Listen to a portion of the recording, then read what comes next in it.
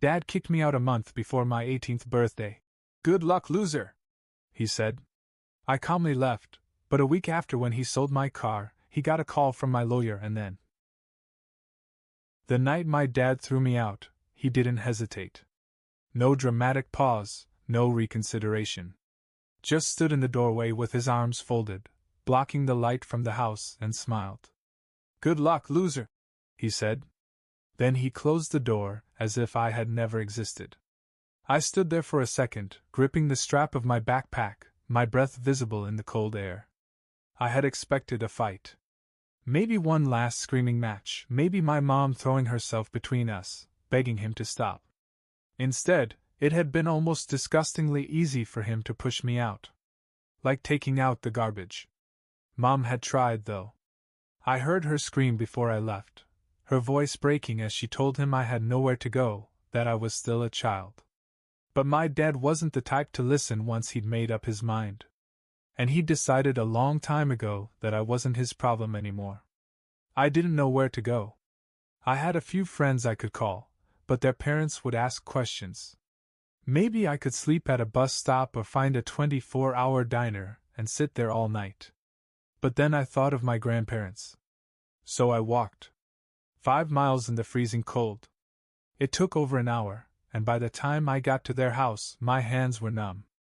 I knocked, half hoping they wouldn't wake up so I wouldn't have to explain. But after a few moments, my grandfather opened the door, squinting at me as if he wasn't sure I was real. Let me guess, your old man finally snapped. I nodded. He sighed, stepped aside, and let me in. No questions. No judgment. Just warmth. That was the difference between him and my father. My dad saw me as an inconvenience.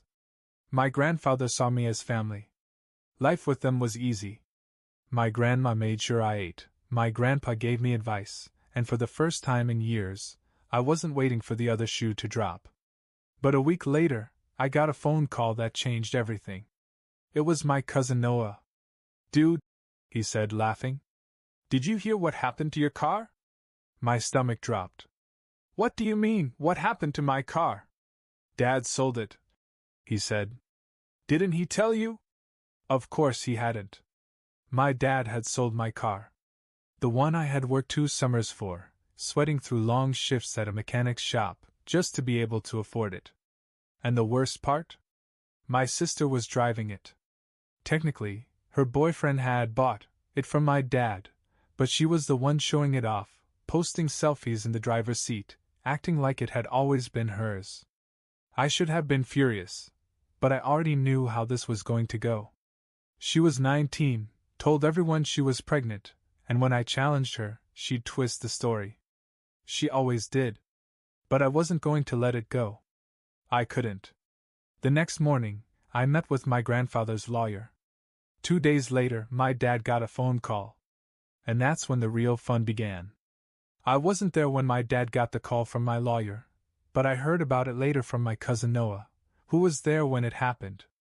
Apparently, my dad picked up the phone, sounding all smug as usual, probably expecting a routine call. Then the lawyer hit him with it, selling my car without my consent was illegal. Since it was in my name, he had no right to get rid of it. If he didn't return the money or fix the situation, he would be sued. Noah told me that my father went ballistic. At first he tried to act like it wasn't a big deal.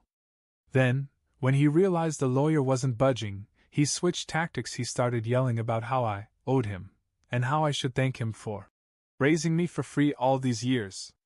Typical. An hour later, my sister called me in tears. How could you do this to me? She sobbed. You know I need this car for my baby. I sat on my grandparents' couch, holding the phone away from my ear. You don't even show up, I said. And last week you were drinking at a party. She gasped as if I had just slapped her. That was sparkling cider. I didn't even bother to argue. She hung up on me.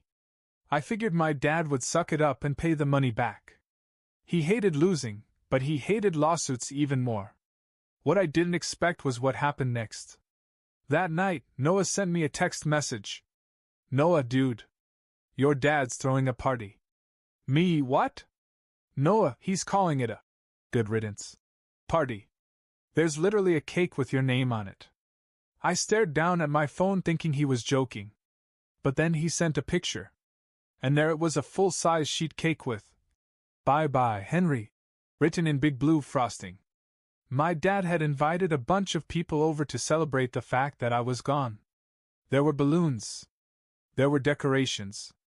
Someone even made a damn banner. I showed it to my grandpa. He looked at the picture, then nodded to himself. "All right," he said. "Let's have some fun with this." I wasn't sure what he meant, but 10 minutes later we were in his truck, driving to my dad's house. My grandfather used to be a prankster, and apparently he still had a few tricks up his sleeve. We parked down the street, just out of sight, and watched. My dad's backyard was packed, music playing, people drinking, laughing, having a good time. Right in the middle was the cake, sitting on a table next to the grill. Then my grandfather pulled something out of the back seat. A huge box of fireworks. "Ever heard of an airstrike?" he asked, grinning. I burst out laughing. "You're serious?" "Your old man wants a celebration," he said, lighting the first fuse. "Let's make it one to remember." We positioned the fireworks to go off over the fence, making sure they'd explode right over the party. Not dangerous, just loud. The first one went off and boom. People screamed. Drinks spilled. Someone dropped a plate of hamburgers. My dad, who was halfway through a beer, choked and started coughing. Then 3 more went off in quick succession. Crack. Boom. Bang. Panic. Chaos. My sister screamed, flailing about as if under attack. Someone dove into a bush. Noah, who had been secretly filming, caught the best part: the cake went flying. A firecracker must have hit just close enough to shake the table, because the whole thing flipped over. Blue frosting splattered everywhere. My dad was standing too close and got most of it. His whole front was covered in icing. And then, to top it off, the sprinklers in the backyard went on. At that point we were laughing so hard we could barely breathe. My dad was stomping around yelling at everyone to calm the hell down, while covered in blue ice, drenched in sprinkler water, and looking like an idiot. My sister was screaming about her hair getting ash in it, and half the guests had already left. Noah texted me later, still dying over the video. "Bro, your dad looks like a smurf." I leaned back in my seat and watched the chaos from a safe distance. For the first time in weeks, I felt something close to peace. After the airstrike on my father's party, I thought things would calm down. I was wrong. That video Noah made? It went viral. He had sent it to a few friends, who sent it to a few more, and somehow, within 48 hours, it ended up on TikTok, Twitter, and even a few meme sites. Man throws good riddance party for son, instantly regrets it. The internet loved it.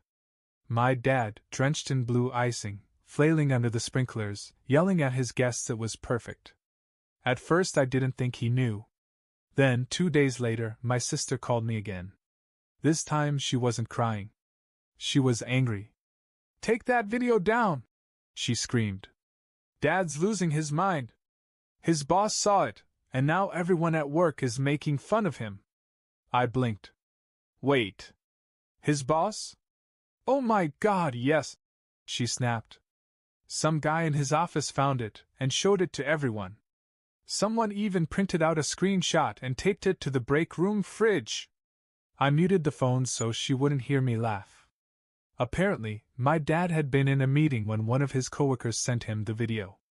Imagine sitting at your desk, all serious, when suddenly your phone pings with a clip of you covered in cake and sprinkler water, screaming like an idiot. It got so bad that when he walked into the office, people whistled like fireworks were going off and then pretended to duck. The final blow? His boss called him into a meeting and asked if he needed fire safety training. At that point, my dad was done. He showed up at my grandparents' house that night. I was in the kitchen when I heard a car door slam, then banging on the front door. My grandfather sighed, put down his newspaper, and got up to answer it. Well, he said as he opened the door. If it isn't the Smurf himself. My dad was still drunk. No joke. The icing had stained his skin, and even after scrubbing, there was a faint tint all over his arms and neck. You think this is funny? My dad growled. My grandfather shrugged. A little. I want to talk to Henry. He snapped. I stepped into the doorway and crossed my arms. What do you want? You're going to fix this, he said. You're going to call your little friend and get that video taken down. I raised an eyebrow. Noah didn't post it. Someone else did. It's the internet, dude. It's not going anywhere. He glared at me, breathing heavily. You think this is funny? You humiliated me. I shrugged. You threw a party to celebrate kicking me out. What did you expect? For the first time, my dad looked stunned. He opened his mouth, then closed it. Then, as if his brain short-circuited, he threw out the most desperate argument ever. I raised you. My grandfather snorted. Barely. My dad turned bright red. You know what? Fine. You're cut off. Don't expect a dime from me ever again. I looked around. Pretty sure I've been living without your help for a while now. He clenched his fists as if to punch something. Then, without another word, he turned and stormed back to his car. I watched him go and felt something I hadn't felt in a long time. Relief. Because for the first time, he wasn't in control. After my dad's breakdown at my grandparents' house, I thought maybe just maybe he'd back off. Accept his loss and move on. Nope. The man was obsessed with repairing his reputation. A week after the video went viral, Noah sent me another text. Noah, bro, you're not going to believe this. Try me. Noah, your dad is doing damage control. He wrote a Facebook post calling you a troubled youth and saying he kicked you out for your own good. I almost dropped my phone.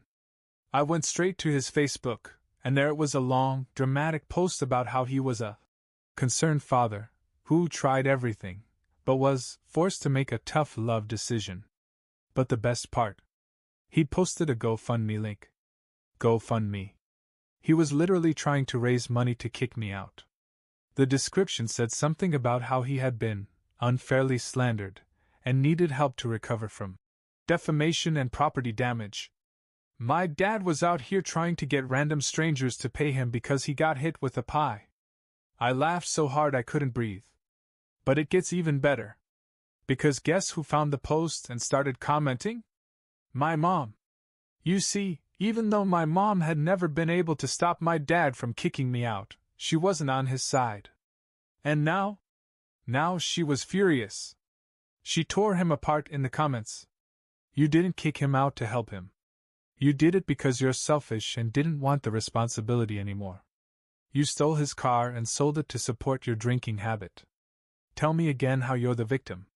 You threw a good riddance party for your own child and now you want sympathy? And then other people joined in.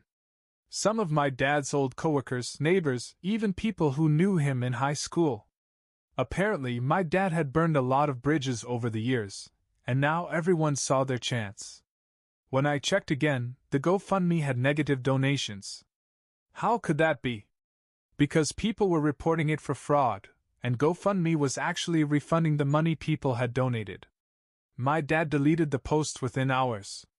And just when I thought things couldn't get any worse for him, my mom filed for full custody of my little brother. Yes. He wasn't 18 yet, which meant my mom had a legal reason to take him.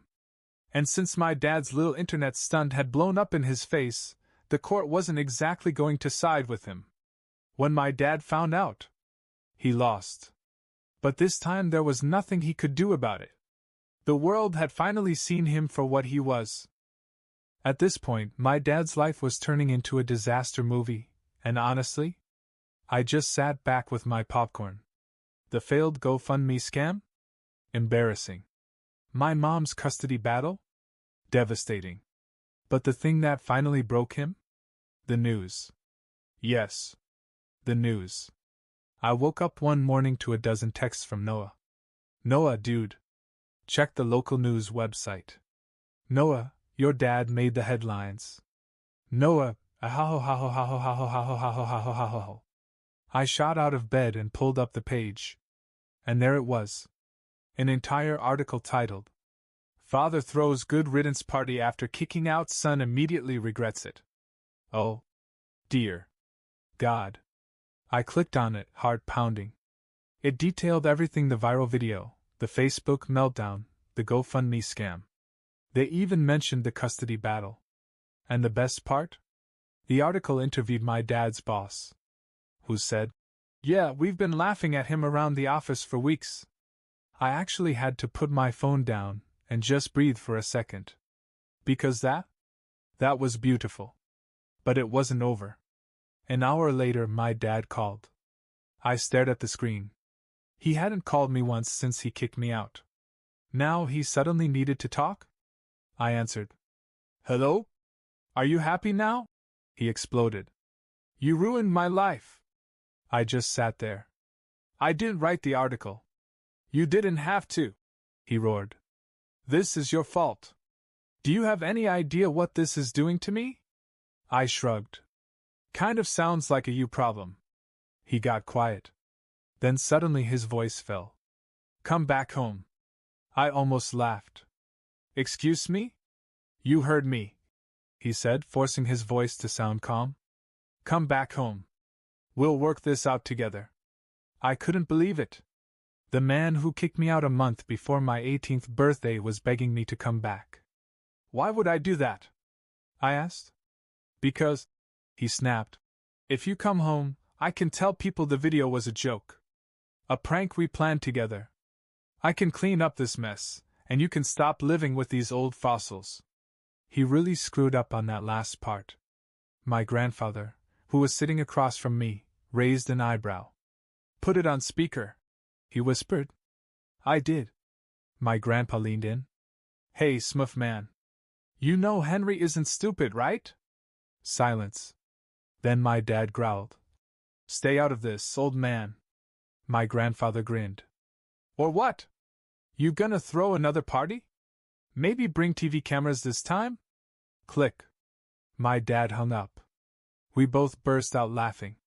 At that point, it was official. He was done. At this point, my dad had two options: lay low and try to rebuild his reputation, or go into full meltdown mode. Guess which one he chose. 2 days after the call, I got another text from Noah. "Noah bro, your dad lost it." Noah, he went to your mom's work.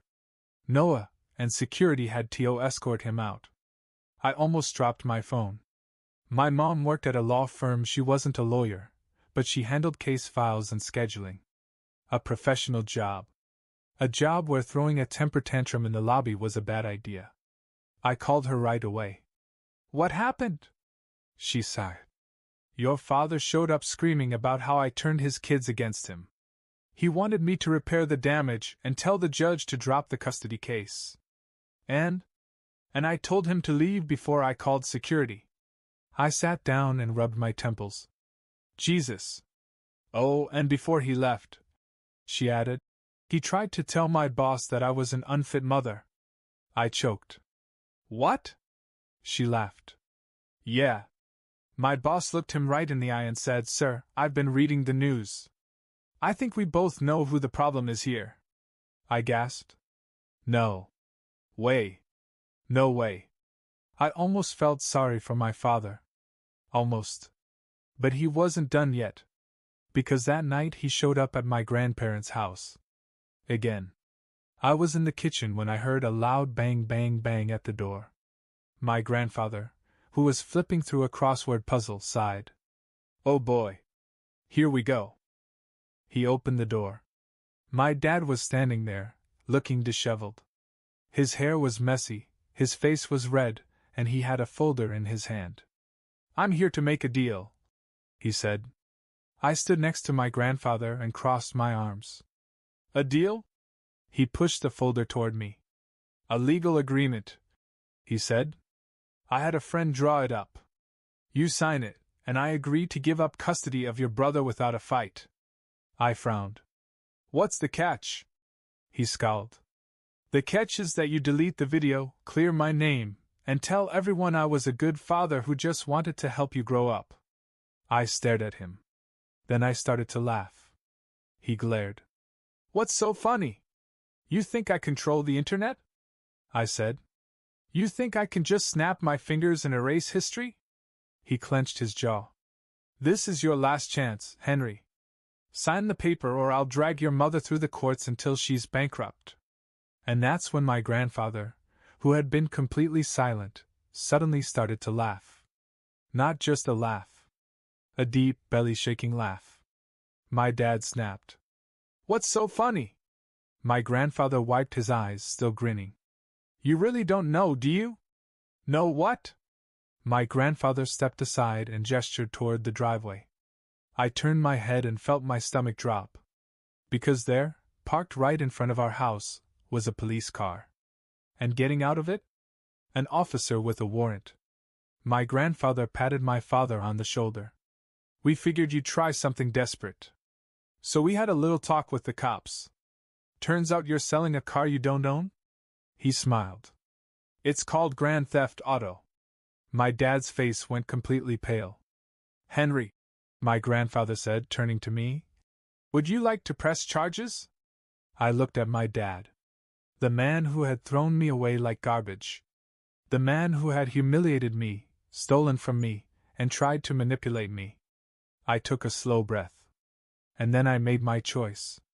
My father stood frozen on the porch, staring at the policeman walking toward him as if he had just seen a ghost. Henry, my grandfather repeated, do you want to press charges? I looked at my father, the man who had kicked me out, stolen my car, and thrown a party to celebrate getting rid of me. The man who had tried to scam people online, humiliated my mother at work, and bullied me into cleaning up his mess. He opened his mouth as if to beg, but I held up my hand. No. I won't press charges. He let out a breath, relief washing over his face. Then I smiled.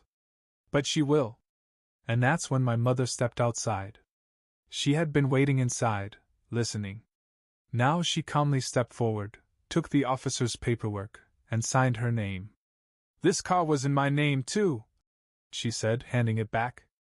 And I'd like to press charges. My father's relief vanished. You can't do that, he stammered. I was the one who paid for the car. The cop raised an eyebrow. Oh? Because according to the registration and receipts, Henry paid for it with his own money. You had no legal claim to it. My dad turned red. That's ridiculous. She's just doing this to get back at me. The cop shrugged. Then you can explain that in court. And just like that, he was done. The officer calmly cuffed him, nothing dramatic, no struggle, just a simple, "Turn around, sir," before leading him to the police car. The last thing he did was glare at me, eyes full of hate. You're making a mistake, Henry. I just smiled. No, I'm making one. The door closed. The car pulled away. And for the first time since my dad threw me out, I felt free. The aftermath. My dad ended up with a criminal record for Grand Theft Auto. Since he had no money for a lawyer, thanks to his failed GoFundMe, he lost the case. My mom got full custody of my little brother. He doesn't have to put up with my dad's crap anymore. My sister? Turns out she wasn't really pregnant. She admitted she made it up for attention after the guy she was dating dumped her. Noah? He's still my favorite cousin. He sends me memes about my dad at least once a week. As for me? I stayed with my grandparents for a while, saved up and got my own place. I never went back. And my dad? Last I heard, he moved out of state. No job. No friends. No one to bail him out? The man who threw me a good riddance party? Turns out he was the one nobody wanted.